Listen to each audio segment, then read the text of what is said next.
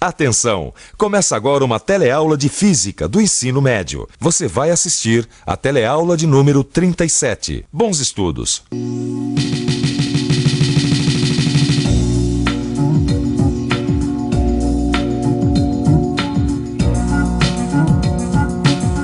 Aqui no seu telecurso de Física, você já aprendeu a conceituar força e a identificar suas diversas formas de manifestação na natureza. Você já viu o que é força gravitacional e agora está vendo neste novo módulo o que é força elétrica. Será que existe alguma relação entre força gravitacional e força elétrica? E se existe, como será essa relação? Bom, se você não sabe a resposta, não tem problema, porque você está no lugar certo. Porque na teleaula de hoje você vai continuar a aprender sobre cargas elétricas e vai conhecer a primeira abordagem da força elétrica, a lei de Coulomb. Vai conhecer também o caráter vetorial da força elétrica e como comparar o valor da força elétrica com o da força gravitacional. E agora muita atenção, porque a nossa teleaula está apenas começando.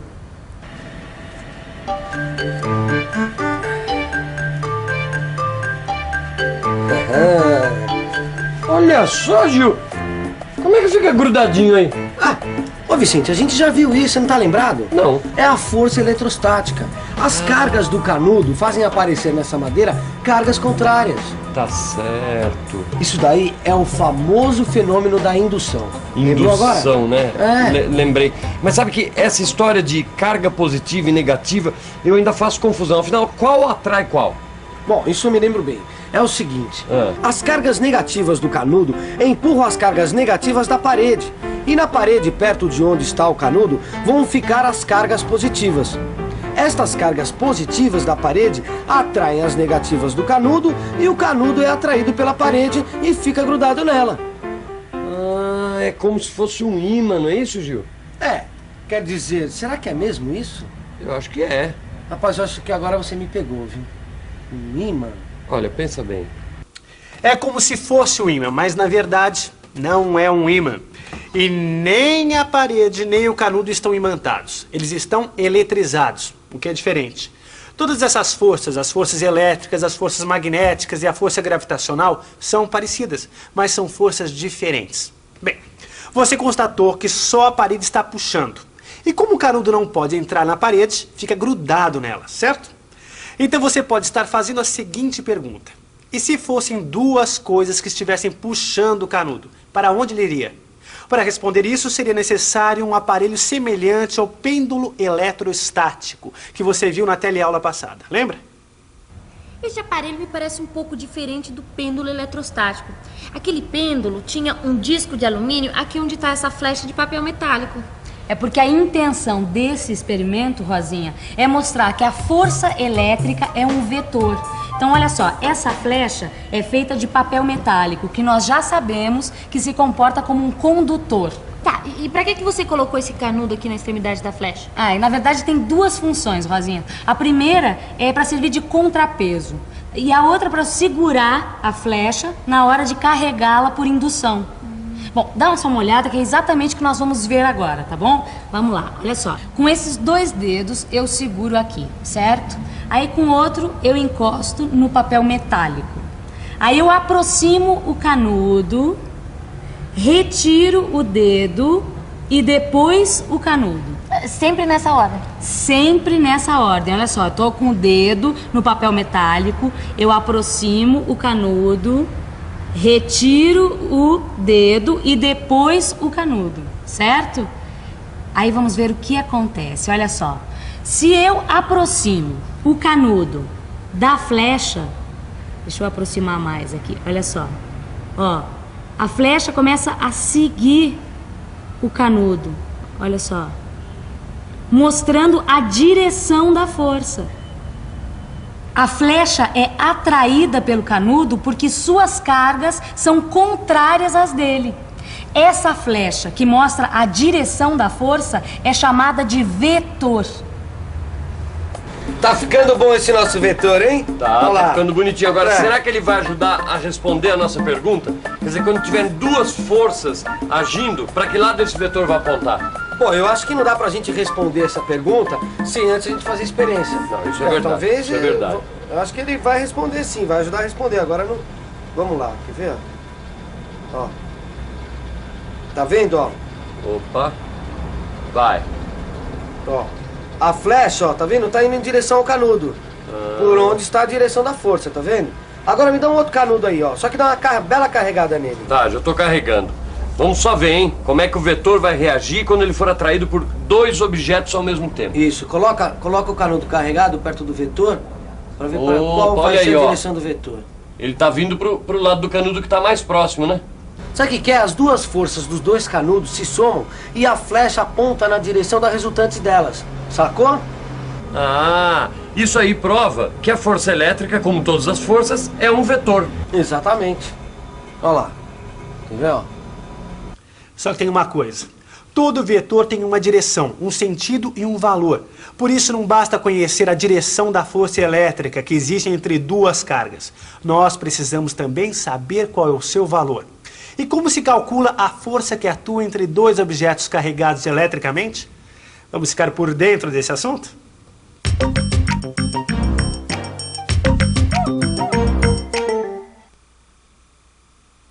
Quem descobriu como calcular a força que atua entre dois objetos carregados eletricamente foi Charles A. Coulomb, em 1784-1785. Ele mostrou que tanto as forças magnéticas como as forças elétricas variavam com o inverso do quadrado das distâncias, ou seja, elas obedecem às leis semelhantes às formuladas pela gravitação de Newton, que você já estudou. Para chegar às suas conclusões, Coulomb utilizou um aparelho com duas esferas carregadas positivamente. A esfera A é fixa, enquanto a esfera B está suspensa por um fio de quartzo.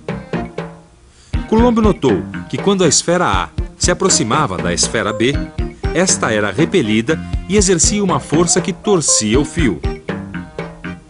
Deste modo, Coulomb chegou à conclusão de que, se conhecesse o ângulo em que o fio girou, poderia calcular a força que estava sendo aplicada no fio e, portanto, a força existente entre as duas esferas.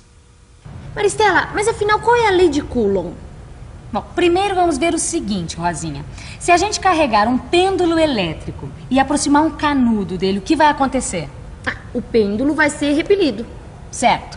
E se a gente juntar a esse primeiro canudo um outro canudo carregado da mesma maneira, o que acontece? O pêndulo vai ser repelido com mais intensidade ainda. E isso acontece porque a força elétrica que existe entre dois corpos carregados eletricamente vai depender diretamente da quantidade de cargas de cada um deles. Quer dizer, quanto mais carga, maior será a força. Mas vamos ver ainda do que depende a força. Se a gente aproximar um canudo carregado de um pêndulo que também está carregado, vamos ver que quanto menor for a distância entre o pêndulo e o canudo, maior vai ser a força.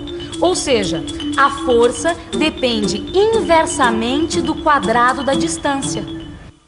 A força depende inversamente do quadrado da distância. Bom, o que isso quer dizer? Quer dizer que se a gente dividir a distância por 2, a força vai aumentar 4 vezes. Se a distância for dividida por 3, a força vai aumentar 9 vezes. Se a divisão for feita por 4, a força aumenta 16 vezes, e assim por diante. É por isso que se pode dizer que a força elétrica que existe entre dois corpos carregados eletricamente depende inversamente do quadrado da distância que separa esses dois corpos. Mas como você faz para medir a quantidade de cargas existentes num corpo? Bem, a unidade de quantidade de cargas é o Coulomb. E um Coulomb é uma carga muito grande. Por exemplo, durante uma tempestade, as cargas elétricas das nuvens que produzem aquelas imensas faíscas são da ordem de uns 20 coulombs. 20 coulombs? Puxa, eu achava que os raios deviam ter centenas deles. E para representar matematicamente a lei de Coulomb, será que é difícil? Bom, vamos supor que a gente tenha duas cargas elétricas. E vamos chamar essas cargas de Q1 e Q2. E vamos imaginar que essas duas cargas elétricas estão separadas por uma distância D. E a gente já viu que a força eletrostática ou elétrica depende do valor de Q1, do valor de Q2 e do inverso do quadrado da distância entre elas. Podemos escrever que o valor da força elétrica F é proporcional a essas grandezas, deste modo. Assim nós estamos dizendo que existe proporcionalidade entre F e as outras grandezas.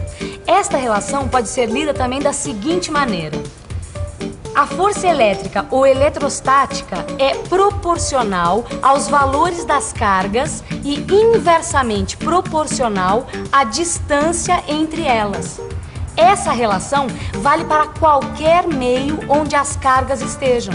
Se estas cargas estivessem no vácuo, existiria uma constante de proporcionalidade entre F e os outros valores, que poderia ser escrita assim: K é igual a 9 vezes 10 elevado a 9 Newton metro quadrado por Coulomb quadrado. E agora estamos em condições de escrever a relação que nos permite calcular a força elétrica entre duas cargas quando elas estiverem no vácuo. Deste modo, F é igual a 9 vezes 10 elevado a 9 Q1 vezes Q2 sobre D ao quadrado. Este valor é aproximadamente o mesmo se as cargas estiverem no ar. Ah, rapaz, quando então a gente quiser calcular a força que existe entre duas cargas, é só aplicar a lei de Coulomb.